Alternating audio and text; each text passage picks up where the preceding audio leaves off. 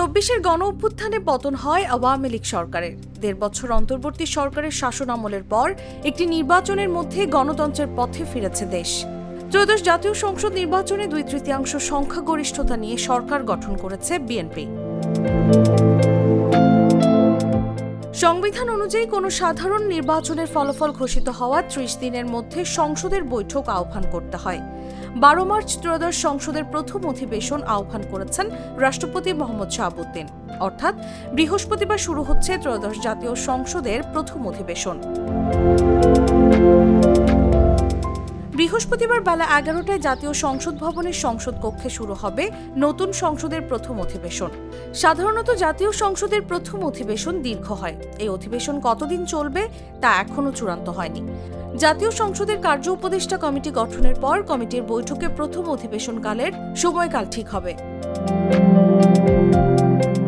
নতুন সংসদের প্রথম অধিবেশনের প্রথম বৈঠকে কিছু নির্ধারিত কাজ হয়। এর মধ্যে প্রথম কাজ হচ্ছে নতুন সংসদের স্পিকার ও ডেপুটি স্পিকার নির্বাচন করা। বিদায়ী স্পিকার বা ডেপুটি স্পিকার প্রথম বৈঠকের শুরুতে সভাপতিত্ব করেন। তবে দ্বাদশ সংসদের স্পিকার শিরীন শারমিন চৌধুরী পদত্যাগ করার পর প্রকাশ্যে না আসা এবং হত্যা মামলায় গ্রেফতার হয়ে বিদায়ী ডেপুটি স্পিকার শামসুল হক টুকু কারাগারে থাকায় এবার এর ব্যতিক্রম হচ্ছে। এমন প্রেক্ষাপটে ত্রয়োদশ সংসদের প্রথম বৈঠকের শুরুতে সভাপতিত্ব কে করবেন তা নিয়ে আলোচনা তৈরি হয়েছে। জাতীয় সংসদের কার্যপ্রণালী বিধি অনুযায়ী রাষ্ট্রপতির নির্বাচিত প্রতিনিধি হিসেবে কোনো সংসদ সদস্যকেই দায়িত্ব দেওয়া হয়। এক্ষেত্রে বিএনপির জ্যেষ্ঠ নেতা খন্দকার মোশাররফ হোসেনের নাম আলোচনায় রয়েছে। সভাপতির সূচনা বক্তব্যের পর নতুন স্পিকার ও ডেপুটি স্পিকার নির্বাচন করা হয়। এরপর তাদের শপথ পড়াবেন রাষ্ট্রপতি। এই সময়টাতে অধিবেশনে বিরতি থাকে। এরপর নতুন স্পিকারের সভাপতিত্বে আবার অধিবেশনের কার্যক্রম শুরু হয়। সাধারণত নতুন স্পিকারকে স্বাগত জানিয়ে সংসদের জ্যেষ্ঠ সদস্যরা বক্তব্য দিয়ে থাকেন। সংবিধান অনুযায়ী নতুন সংসদের প্রথম অধিবেশনে এবং বছরের প্রথম অধিবেশনে রাষ্ট্রপতি ভাষণ দিয়ে থাকেন। শোক প্রস্তাব গ্রহণের পর সংসদে ভাষণ দেবেন রাষ্ট্রপতি। এরপর রাষ্ট্রপতির ভাষণের উপর ধন্যবাদ প্রস্তাব উত্থাপন করা হবে। অধিবেশন জুড়ে এই প্রস্তাবের উপর আলোচনা করেন সংসদ সদস্যরা।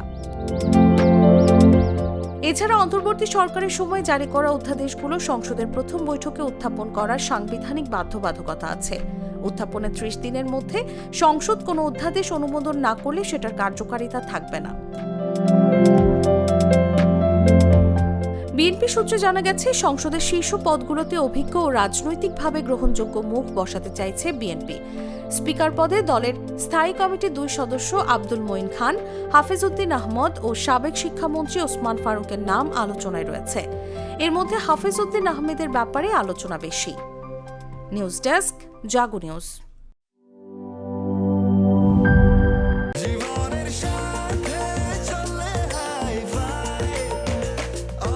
স্বাস্থ্যকর অল টাইম, সব সময় অল টাইম হেলদি লাইফ।